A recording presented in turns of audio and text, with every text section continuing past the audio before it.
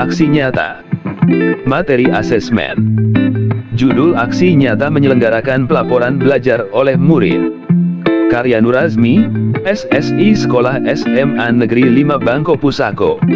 Menyelenggarakan pelaporan belajar oleh murid. Apa itu pelaporan belajar? Pada pelaporan belajar, siswalah yang berperan dalam menyampaikan pencapaian mereka. Tujuan kegiatan. Tujuannya adalah sebagai proses refleksi siswa terhadap pencapaian belajarnya.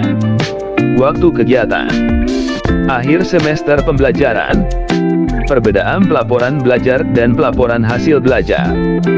Pelaporan hasil belajar memungkinkan siswa untuk merefleksikan apa yang telah dilakukan, hambatan dan strategi untuk mengatasi selama pembelajaran, sedangkan pelaporan pembelajaran memungkinkan siswa untuk menerima umpan balik dari guru di akhir pelajaran.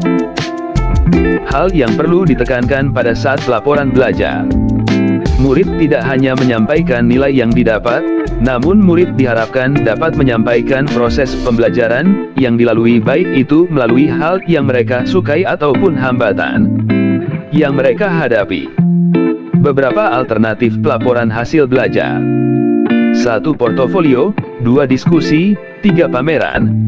Portofolio. Tujuan dari portofolio adalah sebagai dokumentasi dari hasil karya peserta didik. Isi portofolio adalah hasil karya peserta didik yang dipilih oleh peserta didik berdasarkan hasil diskusi dengan pendidik. Portfolio bisa berupa foto, video, infografis, poster atau karya apapun yang bukan berupa lembar soal jawaban. Diskusi. Tujuan diskusi adalah berbagi informasi antara pendidik, peserta didik dan orang tua. Sekolah perlu menentukan fungsi dari suatu diskusi untuk dapat mengembangkan struktur dan kegiatannya melibatkan menentukan target belajar. Pameran karya. Tujuan dari pameran karya adalah sebagai perayaan proses belajar peserta didik dan juga sebagai asesmen sumatif. Pameran karya berisi proses dari pembelajaran hingga produk dari sebuah proyek belajar. Pameran karya bisa mengundang orang tua peserta didik, komunitas sekolah maupun mengundang peserta didik dan pendidik dari sekolah lain untuk saling belajar dan mendapatkan umpan balik dari audiens yang lebih luas selain pendidik kelas. Hal yang harus diperhatikan agar pelaporan belajar maksimal. 1. Melibatkan orang tua siswa dan guru sebagai mitra. 2. Merefleksi nilai-nilai yang dianut oleh sekolah seperti visi misi dan budaya sekolah. 3. Menyeluruh adil, jujur dan dapat dipertanggungjawabkan. 4. Jelas dan mudah dipahami oleh semua pihak.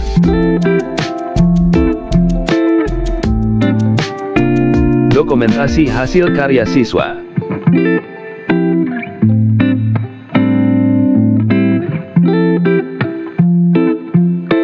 Dokumentasi kegiatan.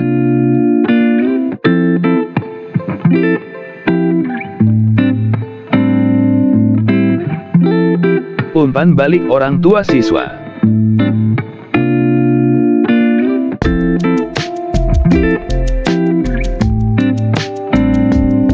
Umpan balik siswa.